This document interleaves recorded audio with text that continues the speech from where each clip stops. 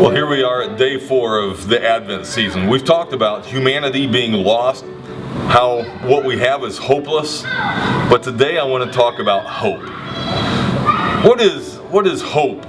It's an eager expectation of a reality of truth.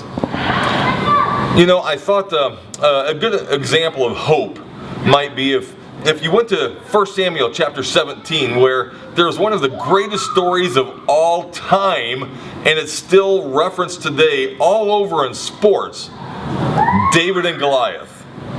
You know, I love David. He reminds me a lot of me, except I wish that I were more like him. He was a warrior. He was a soldier. He was a musician. He was somebody that had a good personality about him, but you didn't want to mess with him. So here he is as a young man, and he goes, you know the story, he goes to give his brother some food, and he sees this giant of a man, a Philistine, taunting the Israelites and challenging anybody to come to take care of him. And David sees it for the very first time. It had been going on for days. And he says, "Who's going to take care of this guy?"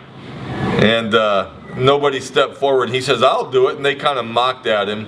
Somebody went and told King Saul that there is this David, one of the younger brothers of some of the soldiers already out there, that he was willing to do it. And so King Saul actually invites little David, teenage boy David, to come and he puts on King Saul's armor, and King Saul says that he was head and shoulders above every other person, so he was a big man. And when David put on his armor, I don't know what was going on in King Saul's mind, but whether he was just joking with or taunting David himself, like, "Hey, you know, put this on. This is what you have to put on to be a man."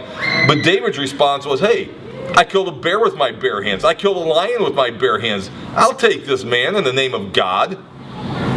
You know, I wonder what was going on in little David's mind as he walked down. The Bible says he walked down to the brook and he pulled up some stones.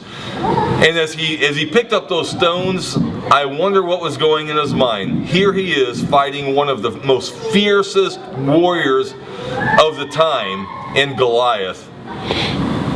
I think, based on David's statement, that he said, "I will take him in the name of the Lord my God."